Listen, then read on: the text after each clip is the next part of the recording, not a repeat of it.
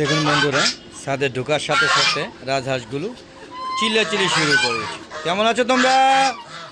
সবাই দেখতে আছে। যদিও এখন 10টাই বাজে না, সকাল 9টা। আজকে ওদের খুব দ্রুত সকালবেলা ছেড়ে দেওয়া হয়েছিল। আসসালামু আলাইকুম রহমতুল্লাহি ওয়া বারাকাতুহু। হ্যালো রেডিও পক্ষ থেকে সাত বাগানে সবাইকে স্বাগতম। বন্ধুরা সবাই কেমন আছেন? আশা করি সবাই ভালো আছেন। আমিও ভালো আছি বন্ধুরা। যদিও বন্ধুরা ভাইরাস চলে গিয়েছে, হ্যাঁ, মানে একদম ভাইরাসে আমার পুরা ছাদটাকে একদম কি বলবো, ধস নামিয়ে দিয়ে চলে গেছে হাঁস মুরগিগুলো। বিশেষ করে আমার শৌখিন মুরগি, দেশি মুরগি শুরু করে যত মুরগি ছিল, হ্যাঁ, প্রায় 50 প্রজাতি মুরগি ছিল। যদি আমি সব ধরনের মুরগি হিসাব করি, হ্যাঁ, 50 বা 40 এরকম হবে, 40-50-এর মধ্যেই হবে। সবগুলো বিনাশ করে দিয়ে গেছে, মাত্র 2টা মুরগি রেখে দিয়ে, হ্যাঁ। আর সব ধরনের শৌখিন মুরগি, এমন কোনো শৌখিন মুরগি নাই যেটা আমার ছিল না, সব চলে গিয়েছে। আর এই বড় হাঁসগুলো তেমন কোনো ক্ষতি করতে পারে না, ওদের সময় মতো ভাইরাস দেওয়া ভ্যাকসিন দেওয়া ছিল, যার কারণে ওরা ক্ষতিগ্রস্ত হয়নি। পক্ষান্তরে মোরগ মুরগিগুলোকে ভ্যাকসিন এনে রেখেছিলাম, কিন্তু দিতে পারি নাই।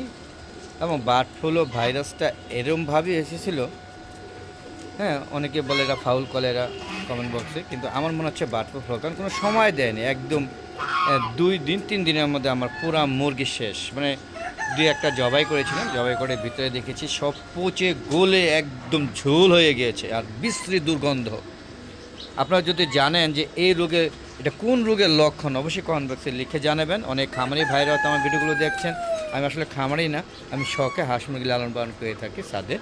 তো যারা এরকম অভিজ্ঞ সম্পর্ক বা অথবা পশু ডাক্তার যারা, যিনি যদি বা পশু সার্জন যারা আমার ভিডিও দেখে থাকেন বা দেখবেন, তারা অবশ্যই আমার এই ভিডিও দেখার পরে সুন্দর মন্তব্য করবেন। আসলে এটা কী রোগের লক্ষণ যে পুরো ভিতরে গলে ঝোল হয়ে গিয়েছে। বিশেষ করে ডিম পাড়া মুরগিগুলো অবস্থা খারাপ হয়ে গেছে, ভিতরে এরম দুর্গন্ধ, কিচ্ছু ছিল না, সব পচে গলে একদম একাকার হয়ে গিয়েছে।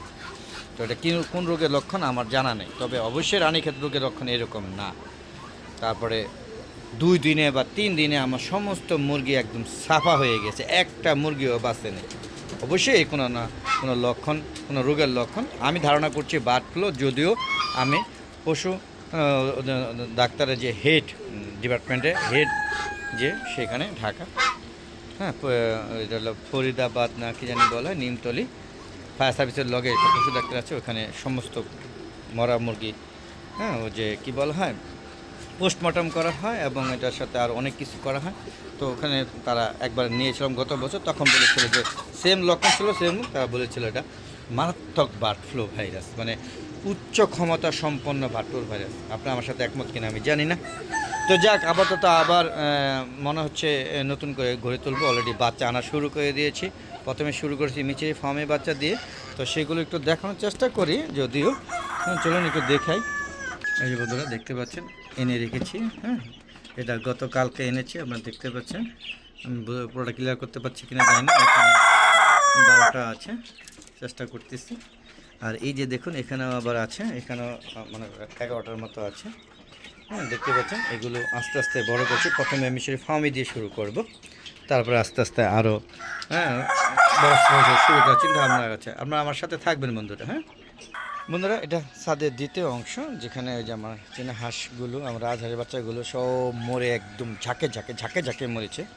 এখন এই কটায় বেঁচে আছে। তো আমার মনে হচ্ছে যে ভাইরাস আপাতত মুক্ত হয়ে গিয়েছে। আর এই দেখেন চেনা হাঁসগুলো আস্তে আস্তে বড়ো হচ্ছে, দেখেন একটা অন্ত অলরেডি বড়ো হয়ে গিয়েছে, এইগুলো পরবর্তী বেঁচে। মূলত এখানে আমার ছাদ বাগানের এটা দ্বিতীয় অংশ, সম্পূর্ণ ফল ও ফুলের বাগান, হ্যাঁ, এবং ঔষধি গাছও আছে। ঔষধি গাছের মধ্যে তুলসী পাতা, তারপরে হচ্ছে যে কি বলা হয়, যে মনে থাকে না, আরও আছে।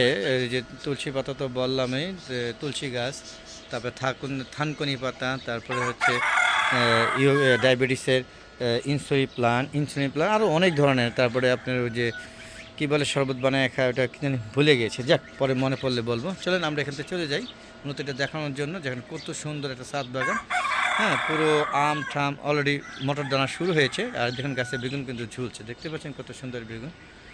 তো বন্ধুরা চলুন আমরা যাই। পুদিনা পাতা এইভাবে অনেক ধরনের ঔষধি গাছ আছে আর কি, যেগুলো দেখেন গাছে গাছে ডালিম ঝুলছে, কিন্তু ওই দেখেন ঝুলছে। বন্ধুরা আবার চলে আসলাম তাদের প্রথম অংশে। আসলে আমি এখানে ছাদটাকে 4টা ভাগ করে দিয়েছি। ওই যে উপরে আরেকটা ভাগ, এটা তৃতীয় অংশ দেখতে পাচ্ছেন। ওখানে আম গাছ, লেবু গাছ, জলপাই গাছ, আখ গাছ, তবে আমড়া গাছ। আর এই যে এটা চালের যে অংশ, ছাদের টিনের চাল, এটাকে আমি 4র্থ অংশ করেছি, এখানেও গাছ লাগাইছি। মানে 4টা অংশের মধ্যে সম্পূর্ণ গাছ, 2টা অংশে। একটা মধ্যে ওখানে ছোটো বাচ্চাগুলো পালি, আর এখানে সব বড় বড় হাঁস মুরগি লালন পালন করে যেতে না পারে, উড়াল দিতে না যাবে, সেজন্য চারিদিকে দেখেন কত বড়, মানে 4 ফুট আর হইল 12 ফুট, টোটাল 16 ফুট বেড়া দেওয়া হয়েছে। হ্যাঁ, তো বন্ধুরা চলুন আমরা একটু ভিতর থেকে ঘুরে আসি। ভিডিওটা বড় হয়ে যাচ্ছে, বেশি বড় করব না, আপনারা আবার বড় ভিডিও দেখতে পছন্দ করেন না। দেখতে পাচ্ছেন আমার কত সুন্দর সুন্দর কবুতরগুলো, এই দেখেন কত সুন্দর সাদা কবুতর, একটু দেখছেন বন্ধুরা কত সুন্দর কিউট না বন্ধুরা? দেখুন কবুতরের বেবিগুলো এই সাইডে থাকে। আর এই যে দেখুন সব লাইট কেন যে বন্ধ হয়ে যাচ্ছে সেটা দেখতে হবে, সম্ভবত লাইটটা ওখান থেকে প্লাগটা মুরগি ছুটিয়ে দিয়েছে। হ্যাঁ, দেখেন কত সুন্দর বেবিগুলো, দেখেন এই যে দেখেন 2টা বেবি, সব বেবি। হ্যাঁ দেখেন। তো বন্ধুরা যদি এরকম ভিডিও আরও পেতে চান তো অবশ্যই আমার চ্যানেলটাকে সাবস্ক্রাইব করে নেবেন। আর ভিডিওগুলো যদি প্রতিদিন দেখতে চান তাহলে চ্যানেলটা সাবস্ক্রাইব করে পাশে বেল আইকনটা ক্লিক করে দেবেন, তাহলে নতুন নতুন ভিডিওগুলো সারা মাত্রা আপনাদের নোটিফিকেশন আকারে আপনার ইউটিউব চ্যানেলে চলে যাবে, আর আপনারা উপভোগ করতে পারেন মজার ভিডিওগুলো। আর বন্ধুরা আমার একটা ফেসবুক পেজ আছে, মিজান এগ্রো বিডি, ফেসবুক পেজটাকে প্রথমে ফলো দিবেন। ফলো দেওয়ার পর সম্পূর্ণ ভিডিও দেখে তারপরে সুন্দর সুন্দর মতামত দিবেন, এবং ভালো লাগলে শেয়ার করে সবাইকে দেখার সুযোগ করে দেবেন। এবং ফেসবুক পেজে ভিডিওগুলো সন্ধ্যা 6টার পরে আপলোড করে থাকে, আর ইউটিউব চ্যানেলে ভিডিওগুলো 4টার পরে আপলোড করে থাকে। এই কথা বলে আজকের মতো বিদায় নিচ্ছি। সবাই ভালো থাকবেন, সুস্থ থাকবেন, নিরাপদে থাকবেন, আর বেশি বেশি আমার ভিডিওগুলো দেখবেন।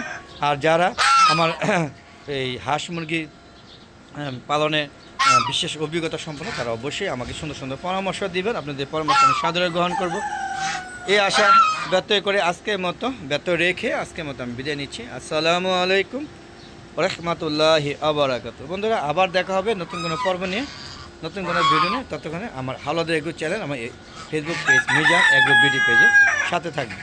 বিদায়, খোদা হাফেজ।